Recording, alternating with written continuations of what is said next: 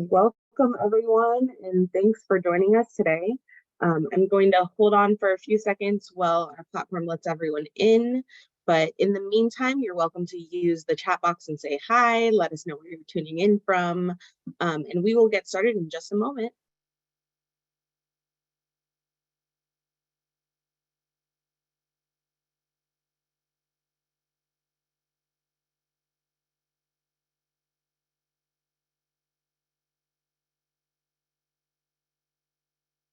I see Portland, Maine, Swanson Center, Pennsylvania, upstate New York City, Virginia, Lexington, DC. Oh my gosh, there's so many. Ohio, DC, San Diego. I'm also in San Diego, so love to see another San Diegan. California, Nevada, Pennsylvania, Massachusetts. Oh my goodness, everyone's coming from all over. Perfect.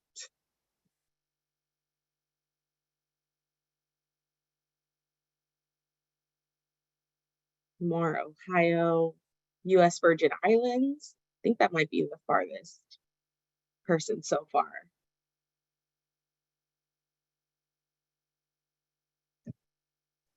Who else have we got? LA, Charlotte, North Carolina, Oregon, Columbia, Detroit. Welcome, everyone. Welcome, welcome.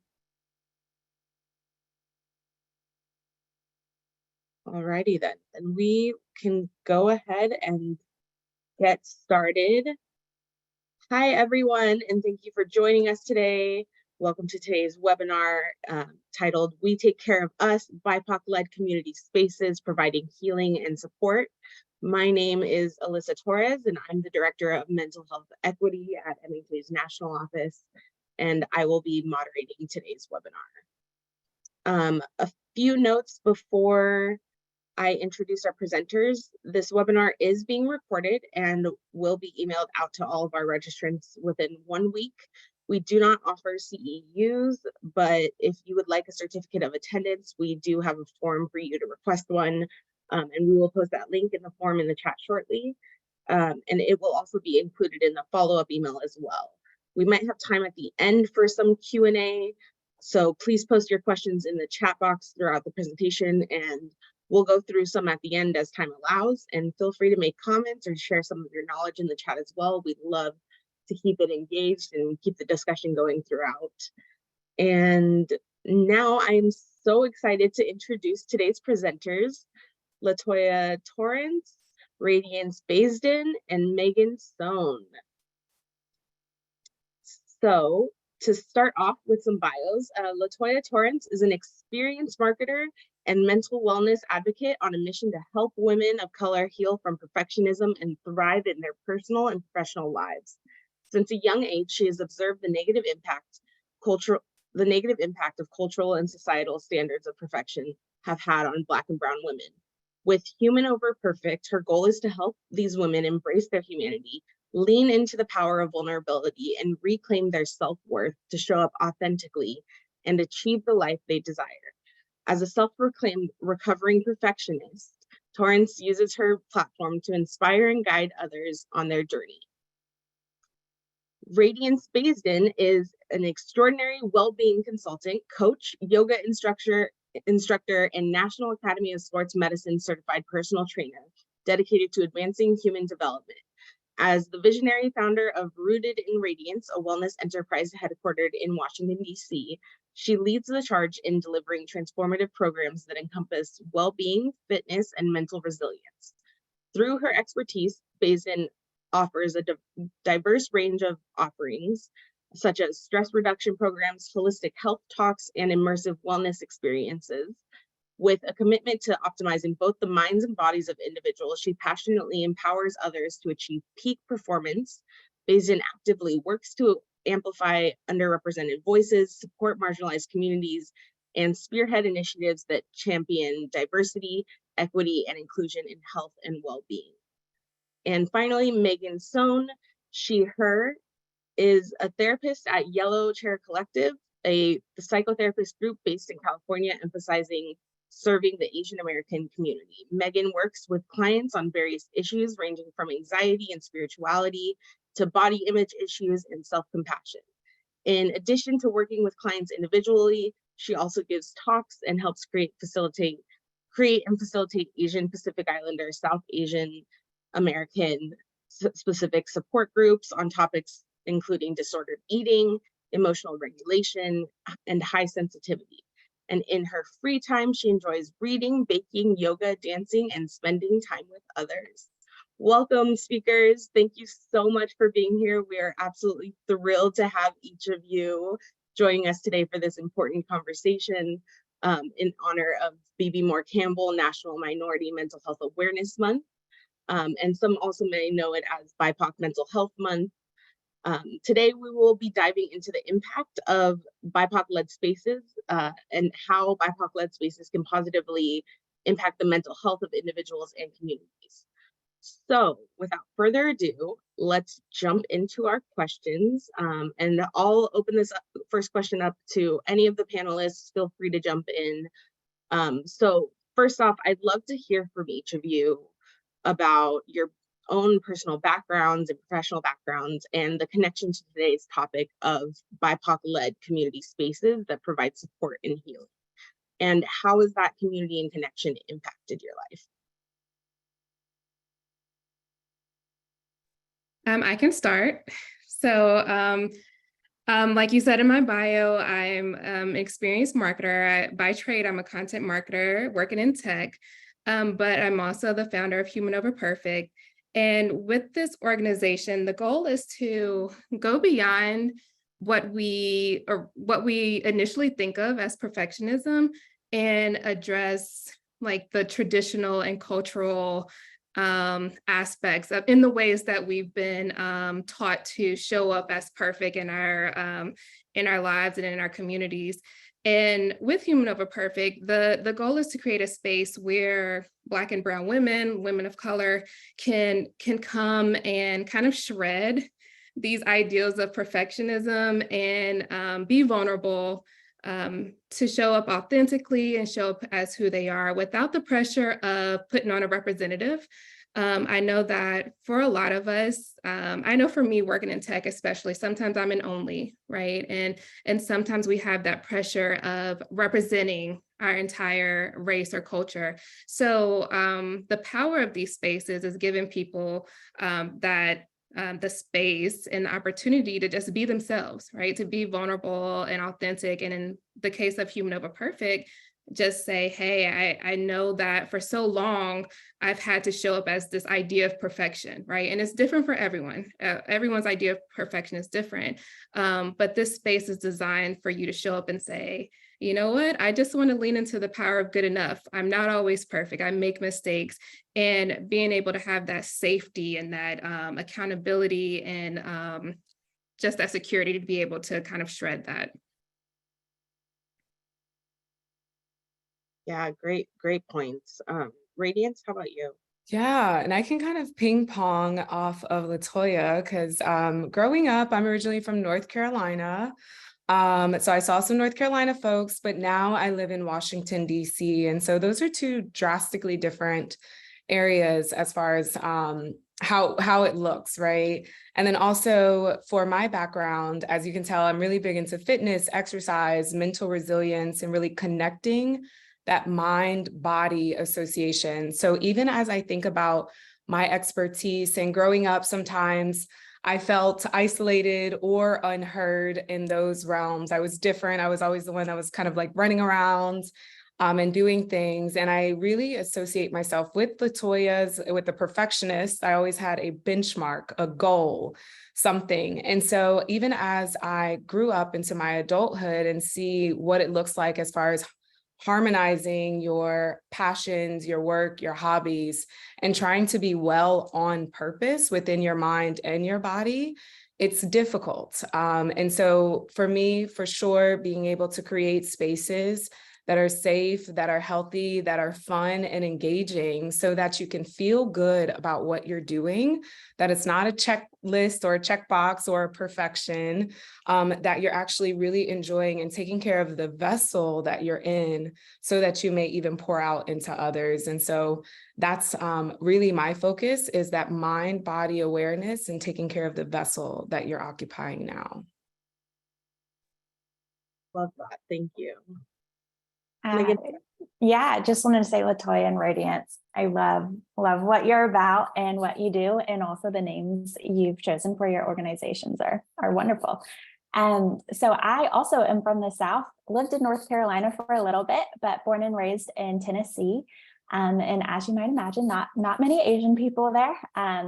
And so that was a really formative experience, growing up in the South as an Asian person, and definitely had a lot of internalized racism. Latoya, I love that you're situating perfectionism within these systems that we're in, because that really resonated with me. I think a lot of my experience growing up was trying to be socially perfect, which really meant trying to ascribe to white forms of socialization. And so it wasn't until after college and learning more about race and racism, grappling and healing with my own relationship to being a person of color, that I started to seek out intentional spaces with other people of color and other Asian people. And so this topic that we're discussing today is really meaningful to me. I now live in California, and it has been a really powerful experience developing a lot more relationships than I have had previously to other Asian folks. And now working at an org where I'm surrounded by other Asian therapists, serving a lot of Asian clientele, has been really meaningful for me. That's fantastic. Thank you to you. It really sounds like all of you have such a deeply personal connection to this topic, and I really appreciate all of you being here for this. So on to the next question. How have you seen, or maybe you yourself have worked to create communities where there's intentionally how have you seen communities intentionally build spaces where individuals can celebrate their identities, cultural practices, and beliefs in an open and safe way? And how does this connection to community impact in the mental health of individuals? How does this connection to community really cause an impact for individuals in their own mental health? And we can start off with Latoya. Okay, yeah, I'll start again. I will say one of the more broader examples of this are the employee resource groups that you can find in some organizations. And I know that they're not all created equally, and you have to kind of determine, if they're up to par for what you need and if they're safe. But I've been part of some organizations where, they give certain people, especially people of color, the space to celebrate their culture, to really have culturally relevant conversations that apply to them and help them feel seen and supported. And specifically, personally, in my experience, in my last organization, I remember the last Black History Month lineup, and I was expecting run-of-the-mill events. I wasn't expecting anything extraordinary, but I remember being really impressed by the lineup of events and the speakers and the culturally relevant conversations. There were conversations around religion, which is a huge piece of a lot of Black people's lives and their culture, right? There were conversations about our hair, mental health, physical health. And I just remember leaving February feeling really seen and supported, right? So I think if you're working, if you're an employee and you can tap into some of these employee resource groups, those are kind of built-in organized communities that you can leverage. But then I was also thinking about just the time that we're in now online and with social media. There are so many communities cropping up online, right? And of course you have to do your due diligence to understand and determine if it's safe for you and if it's something that could be supportive for you. But there are so many communities being built around specific topics. Like for me, perfectionism, right? There are groups that I'm a part of like that focus on conscious parenting, right? Radiance with fitness and wellness. And, there are so many communities out there that I think that we should leverage, and just, we have to do our due diligence to make sure that they're safe and supportive for us. Yes. Oh, I love being a panelist, but also I feel like I'm in the audience because I love everything that y'all are saying. So for me, and yes, my focus is fitness and wellness, but I did come from the beautiful corporate world where I built a system or a diversity council and started programming specifically for people of color, women in those different areas. And when I transitioned into entrepreneurship, I realized that I still have, if you can't tell, this blast of color, this creative vibe to me, this innovative brain versus just like kind of cookie cutter in corporate. And so I started Rooted in Radiance to be able to tell folks and tell companies that their most important capital is their human capital. And for BIPOC individuals specifically, we have needs that maybe few don't. Intergenerational trauma, stress, all of that is on us.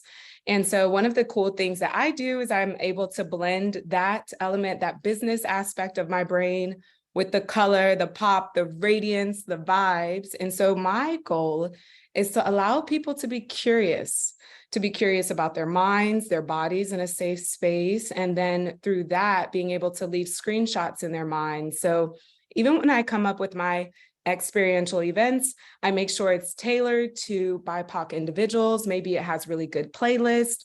Maybe it's in areas that are often underrepresented or marginalized that are absolutely beautiful. For example, I do a yoga flow. I'm actually doing it tonight in Anacostia Park in Washington, D.C. That is a national park, just like all the other national parks. And it's in a primarily Black and Brown area, right? So I make sure that is accessible, that it is cool. I bring in collaborators that are also BIPOC. So maybe they don't, maybe they don't have all the color, but they identify with this. And being able to collaborate and understand that community and being curious and continuing to expand the neural pathways in your brain eventually will land to intergenerational healing, right? So the things that I'm learning now or going to, the events that I'm going to, the spaces, the webinars I'm attending, I'm always growing and expanding my brain and eventually going back into that conscious parenting, hopefully one day for me, and being able to like really pass that on throughout, whether it be within your family, your friends, your network, and your community. So for me, to wrap that up, I bring my business mind and as well as my creative mind, and I leave screenshots in our minds so that we may be happy, healthy, and whole and safe within our bodies. Radiance, you're making me jealous that I don't live in DC because that yoga class sounds amazing. Very cool. So for me, what came to mind with this question, I think, as we think about building safe spaces for BIPOC folks, one of the ways that I've gotten to participate in that is through Yellow Chair and specifically in our support groups. And so a lot of times when we lead a support group on a different topic, we try to designate that it's a PISA specific, Asian Pacific Island or South Asian. We do some that are inclusive to people of all backgrounds, but we found that these ones that are PISA specific can be really healing spaces for those who identify in that way. So an example I'll give is, Alyssa, you mentioned that I have led a disordered eating group. So this past year I led in a PISA-specific disordered eating group, and it was really powerful to get to hear this recurrent theme from a lot of the participants where they talked about how some of them have been in disordered eating spaces before, but they have primarily been all white and they haven't felt understood fully in their identities, in their cultures. And so we were able to not only just have a space where other people feel this commonality with one another, but also to get to bring in certain cultural elements that apply specifically to how Asian culture can get intertwined with disordered eating. And that felt like some something that maybe previously some of these folks hadn't been able to do as much. The other thing I was thinking about is in these sort of specifically designated sort of groups, like in an Appease Pacific group, I think it's nice to have a facilitator who identifies in that same sort of way. Obviously, don't always want to put the work on BIPOC folks, but for instance, this is part of my job to run these groups. And I think it's really great because I know in this question, we're talking about how we can celebrate strengths. I think that's something that's made more possible. But I also think it can feel more safe to talk about some of the challenges connected to one's identity and race and culture with other people who identify in that way. I like to think of the metaphor of it's almost like when you're talking about your family with other family members, it feels a little safer. But if someone else were to talk about your family, it'd be like, no, don't go there. And so I think similarly, getting a shared space where you can talk about some of the challenges of, for instance, Asian culture with other people who are Asian, it doesn't feel like you're being judged or critiqued or seen as inferior in any sort of way. And so I think that's another way we can create safer spaces. Thank you, Megan. You each have mentioned ways that community has impacted mental health of yourselves or clients or folks that you work with. And it's really important for the folks in our audience to know how they can take action from what they've learned here. So my question to each of you is, how can individuals find ways to feel supported, or where can they go to seek out spaces for their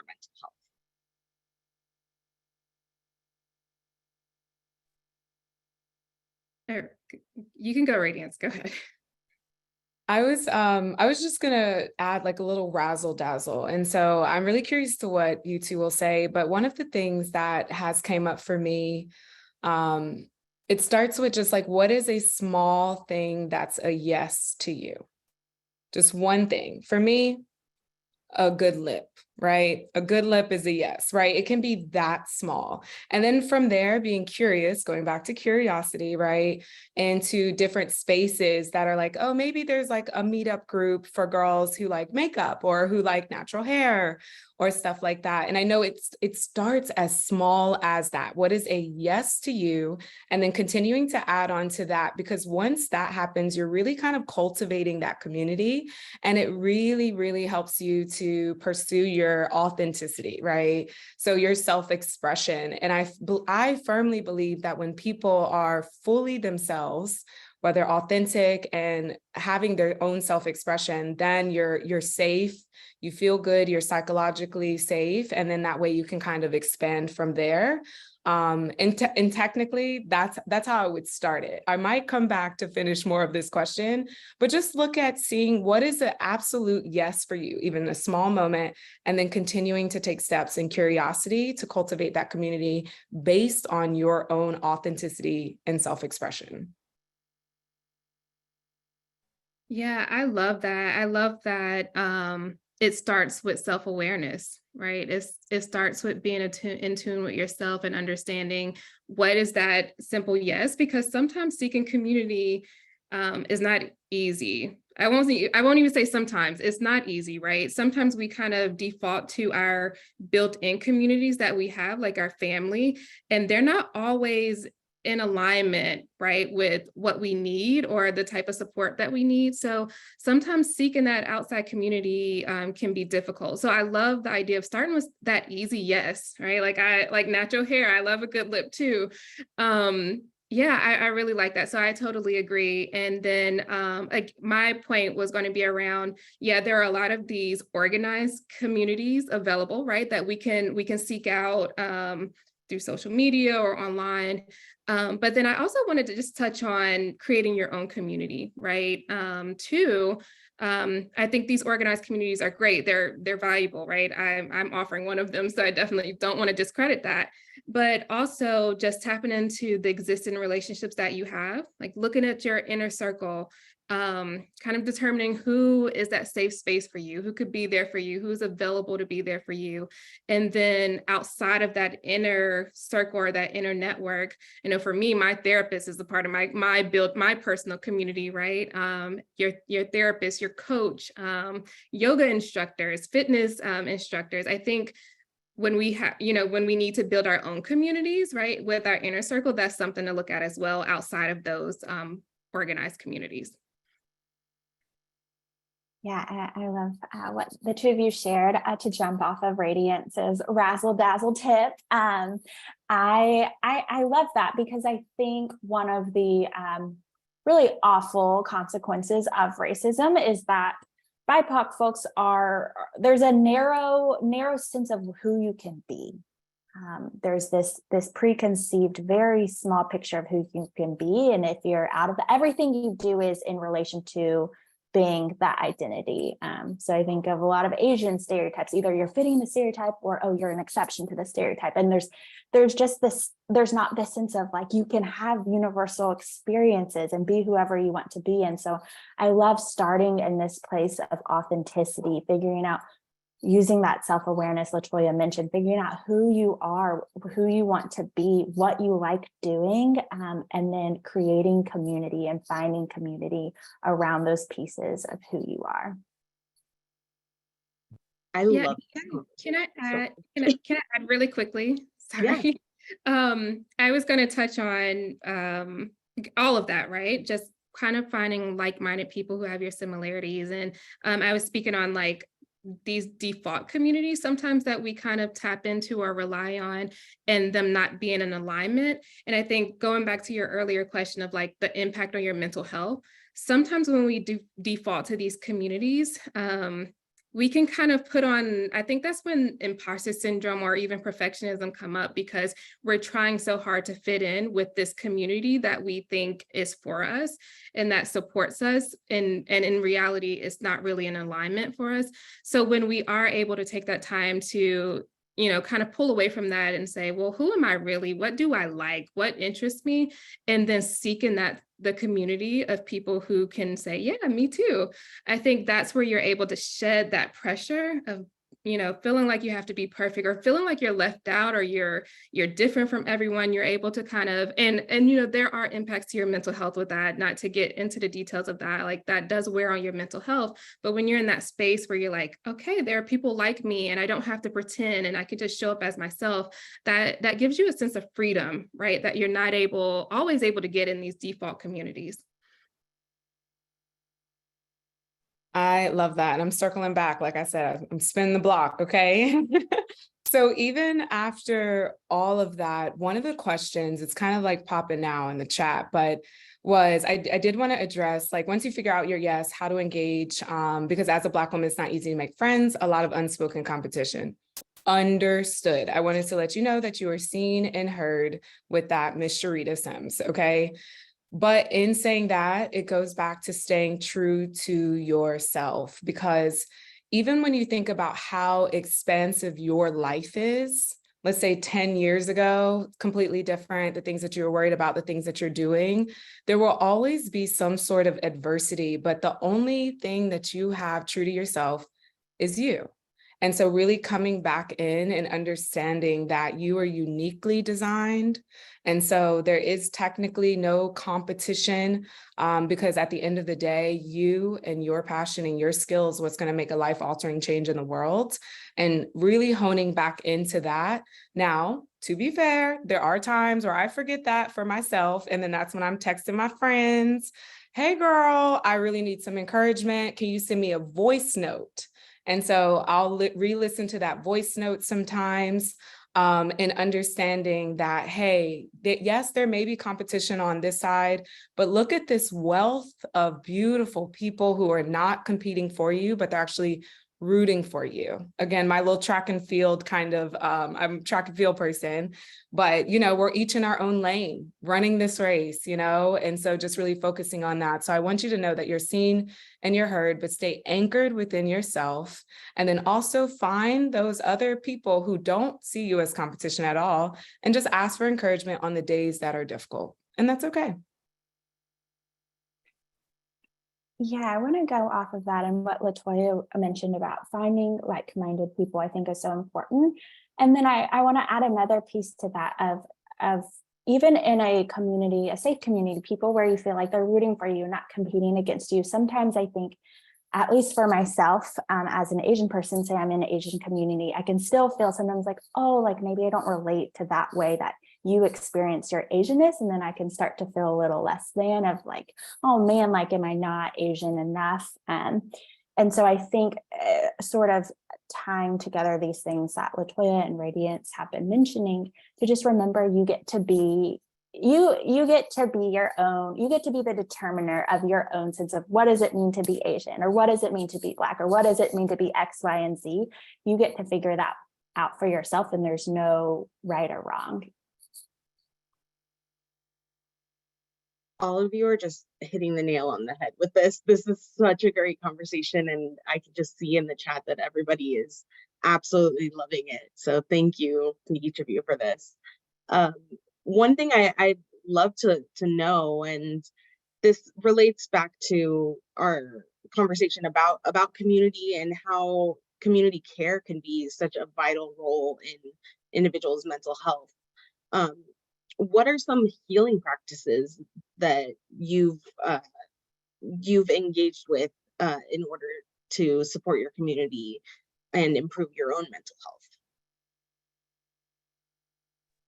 Woo, do we have 2 hours? Because I can talk about this all day. All right. Now, even for me, I was so disconnected from my mind and body and didn't even realize it. And even as you talk about the perfectionist, Latoya, wow, that was one of the things. I woke up and I was just on a wheel, like I was just getting it done, just, passing through. And so once I was able to really extract myself from the norm and create a beautiful life of myself, I was like, wow, I really was disconnected from my mind and my body. And so one of the things that I started doing was, and even though I ran track, y'all, I was like this phenom, but I was still disconnected from my body, because it goes back into the bodily wisdom that we have.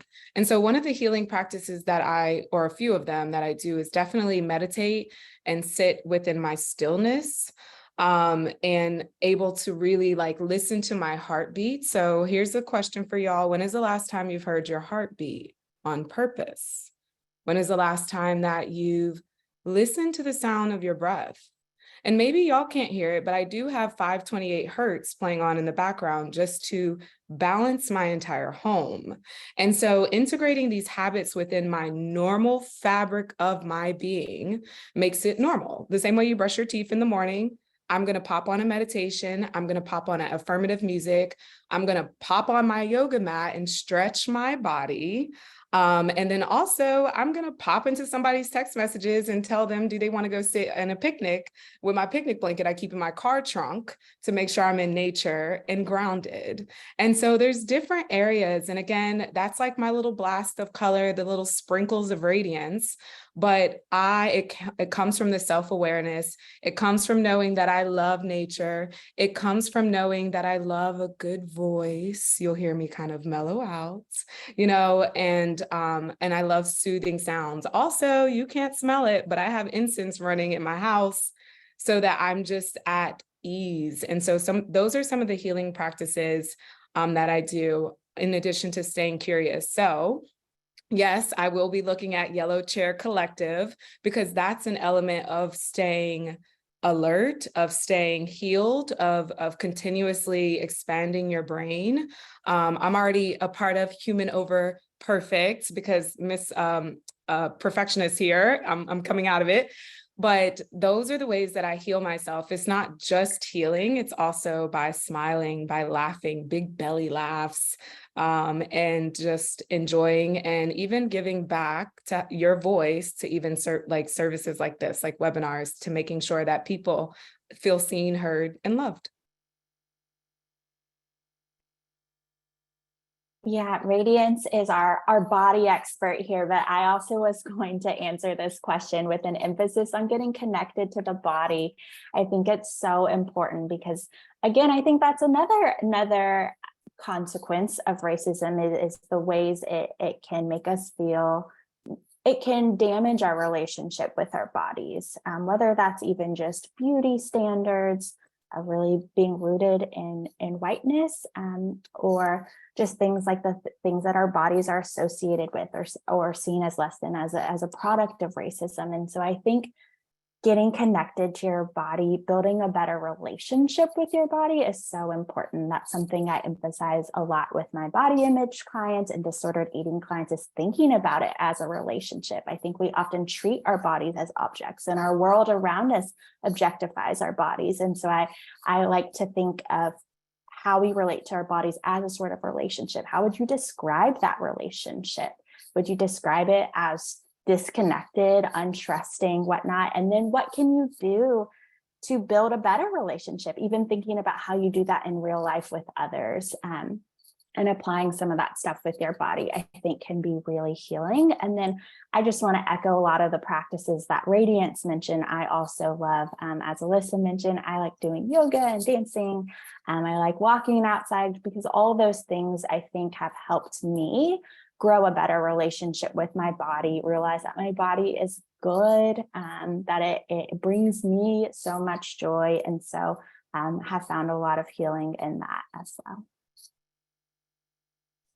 Yeah, I love the focus on the body, or the mind-body connection, right? And Megan, when you were saying that sometimes when, people of color, when we experience some of these spaces that don't feel safe, right, we tend to shrink. And I think I've experienced almost like shrinking within my body, right? And it was a physical sensation. And so the whole idea of occupying your body is a real thing, right? Being in touch with your body and occupying who you are in your body. It's a physical sensation. It's not just a mental practice. And it's really unfortunate that, I guess, our healthcare system in some aspects kind of separate our mental and our physical health, because they're so connected, right? And so as I've started my healing journey, I'm a very practical, logical person. So I needed to understand how a lot of, it couldn't be some of the woo-woo things that we hear in like mental health and wellness. I needed like practical, how's meditation, how is yoga, how is it all going to impact my body and help me to heal from anxiety and stress. And that led me to learning about my nervous system, which is really something I focus on a lot, right? I'm just coming off of, maybe a year or two of extreme burnout. And what I kept feeling was that my nervous system was completely off, right?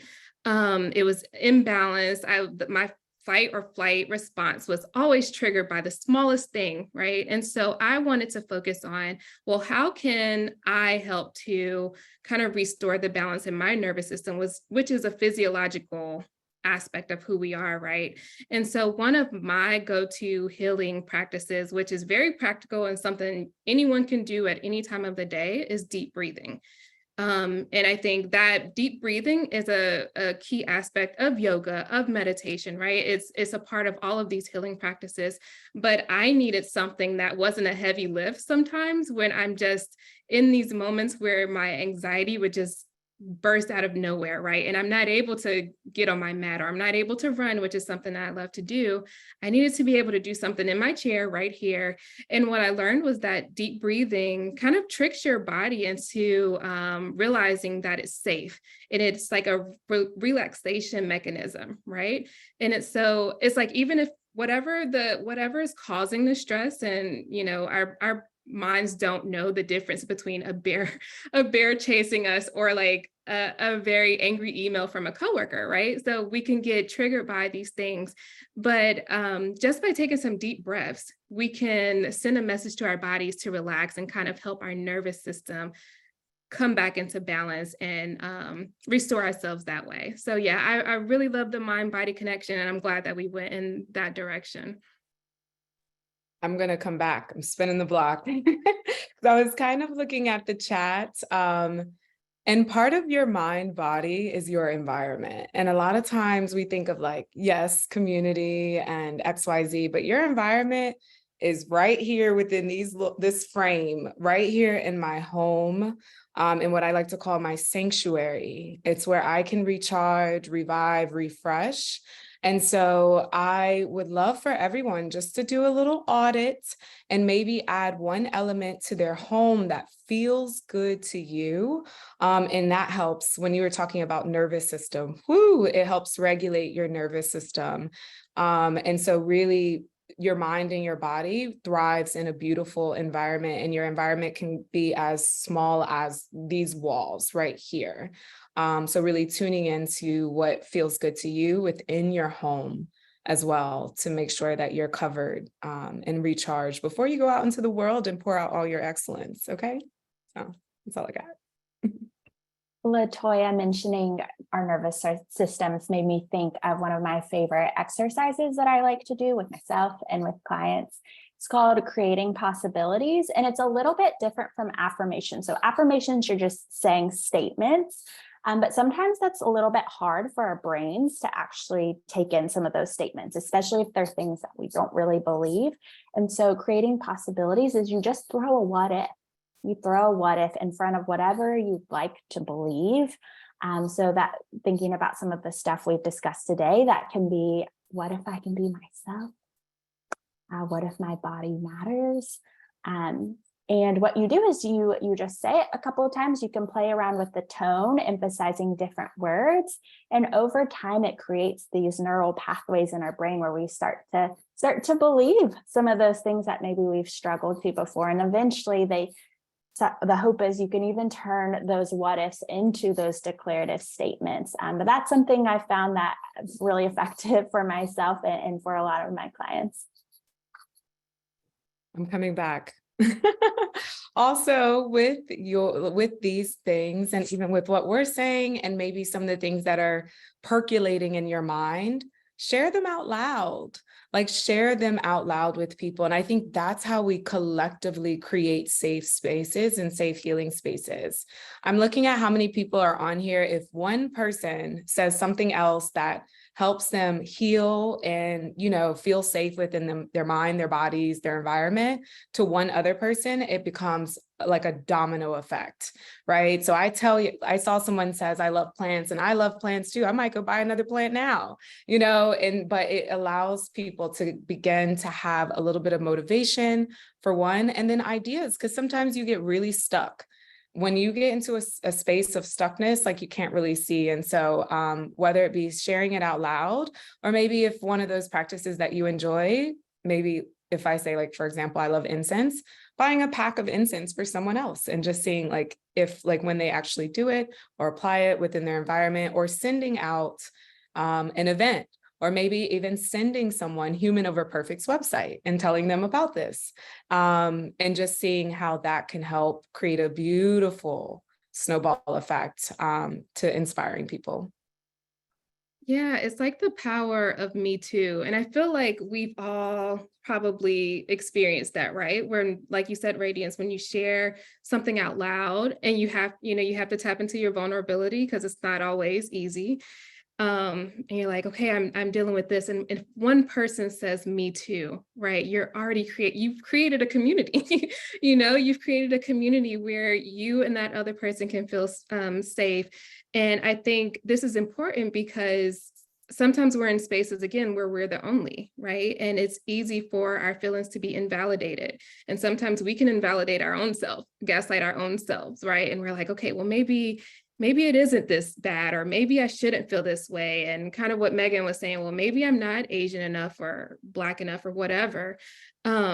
But as long as you can have that community of someone saying, hey, just one person, you only need one person to say, me too, I've gone through this, right?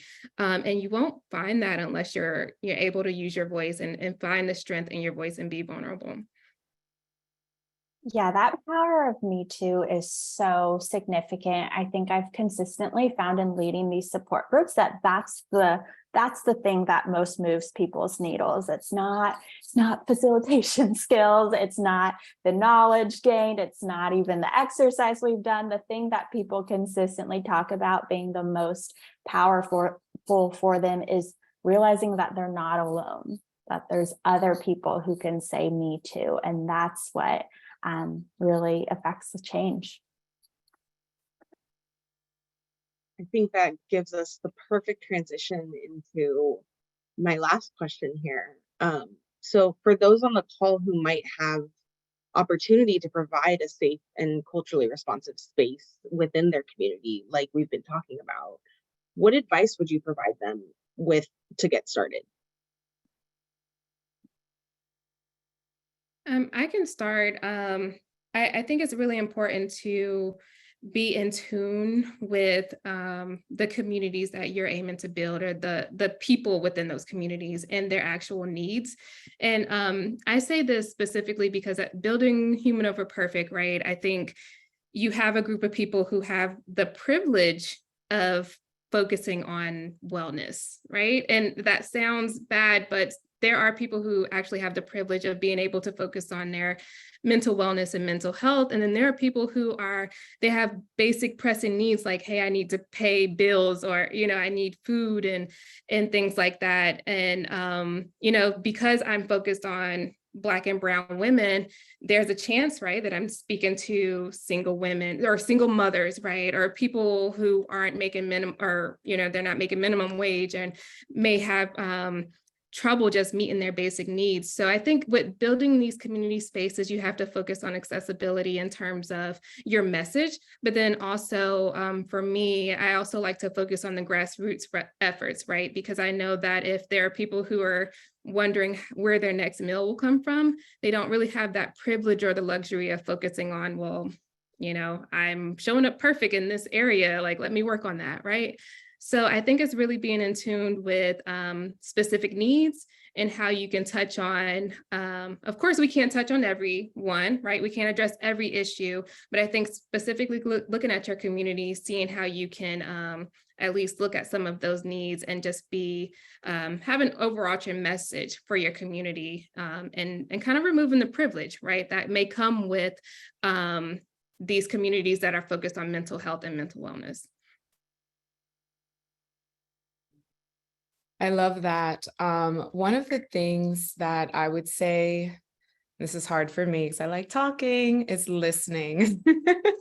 So definitely listening, it goes back into even like within yourself and then also the environment. And so by listening, you kind of catch more elements that may gravitate towards you. And through that, then really dedicating yourself to having an open mind with this process of trying to make whether it's your environment or your community safer. So committing to ongoing education. This is a beautiful free webinar, like just trying to continue to expand your mind and your brain.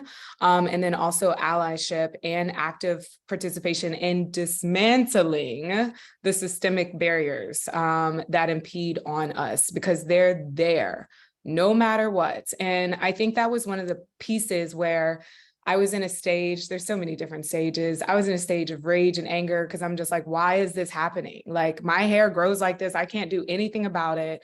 I'm not getting hired, like it's just very angry. But instead, I really had to go through and understand that these barriers are just going to exist. They're going to exist for generations until we really collectively come together and try to have this ongoing education in using our voice, being vulnerable to others, creating community, and just creating safety and security within ourselves. Because at the end of the day, we are our own individual superheroes. So it's up to us to really not navigate, but I like to say kind of orchestrate our lives using our symphony of breath, and try to pursue that with listening, understanding that we are fighting a bigger battle than what we could even imagine. And so doing it through peace and understanding, which is what Dr. King wanted us to do as well. So. Two things come to mind for me. One is if you are creating a safe space for individuals from a specific background or whatnot, to just remember, kind of as we've been talking about, that there are universal experiences contained within those shared identities, and to not make assumptions that everyone will have experienced something or not experience something. So to really remember that, yes, there might be some shared experiences, but also there are unique particularities as well. And then the other thing that came to mind for me is, if you are someone who is working on creating these spaces, to make sure that if it's a space where you're doing more serving, where you are helping to facilitate and administrate that space, to make sure that there's some other space that is serving you, because it is really easy to feel burnout from giving and giving and giving. And so making sure that there's some place in your life that is pouring into you so that you have something to give. So we have a couple questions from the audience. We only have about just less than 10 minutes left, so I think we might only get through one of these, but we can go ahead and start with this. One of the comments that we received was, I'm curious about how to create groups for those who don't feel a sense of belonging, such as an individual who comes from a multiracial or interracial background, when other challenges exist, such as internalized racism, colorism, etc.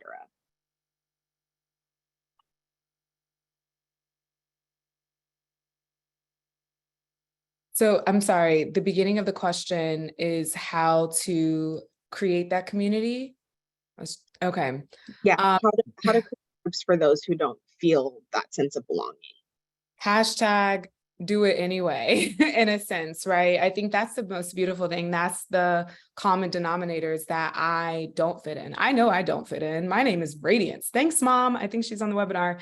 And so like, it's like one of those things where I'm like, okay, this is what my unique value is, right? And this is your unique value. You don't belong on purpose because you are unique. And so even creating, I like to say, sometimes it could be just like a Facebook group, like even if you think of the actual tangible things, maybe it's like a Facebook group, whether there's like platforms like Eventbrite, and maybe you're just kind of coming up with like, hey, I just want to have a healing circle, you know, for anybody who's interested in maybe just putting some questions like, have you felt like this? And then individuals coming. But I know that there's a lot of like resources as far as like a meetup group, or whether it be virtual or in person. But one of the things that starts, like, I want you to do is just doing it anyway, because someone needs your essence. The fact that you have that planted in your heart to ask that question means that it should be out in the world. And so go forth with confidence, knowing that when you do that, everyone or the people who are supposed to be in that group will come. I struggle with this a bit. I was like, well, if I host a yoga class, what if no one comes? That's like one of my biggest fears. Or I don't know, with y'all's, with your collective, I'm like, well, what if no one joins? Well, guess what? The people who will, because that's in your heart. And so heed to that call of action, because we need you. Yeah, that's so beautiful, Radiance. And just piggybacking on that, you can still have those conversations, right, that you were mentioning around internalized racism, colorism, because I'm not multiracial, but I understand that that's something, right? I've heard just from stories online, right, that those are still pressing issues for these groups. And then it also goes back to that deep listening that we were talking about before. If you have friends or people in your networks, just ask them questions like, what bothers you? What are the challenges? What are some of the issues that are pressing for you? And then once you have that, you start your community, right? Those are the topics that you talk about. So, just listen. And I think you can still have those crucial conversations. Yeah, I think Radiance, what you're saying of go forth in confidence. I loved that. And it made me think of, I think it can be scary to start up some of these groups, especially if you feel like you haven't been able to find them thus far and already feeling this sense of not finding that belonging. And so I think one final practice I'll share that I like to do with clients is, using the power of our imagination. And so imagining what you need in order to do something brave like this group. Maybe it's confidence, maybe it's peace, picturing what that would feel like, what it would be like to create this group with those resources, whatever you might need. And I find that even if someone's not feeling something in the moment, when they use their imagination, it can be a really powerful tool to equip them to do hard and scary things. That's a great note to end on for all of us. So I just want to say thank you to each of you for being here for this very insightful and powerful conversation that is much needed for all communities, but especially for BIPOC communities. So we'll go ahead and wrap up there. And again, thanks for all who joined us, and lots of great comments in the chat as well. We will be in touch with everyone in the next few days with the follow-up materials and the link to request your certificate of attendance. And thanks everyone. Have a wonderful rest of your week and continue to keep an eye out for additional opportunities to engage during BIPOC Mental Health Month. And have a wonderful, wonderful day, everyone. Thank you again to our panelists. Yeah, thank you everyone who joined us.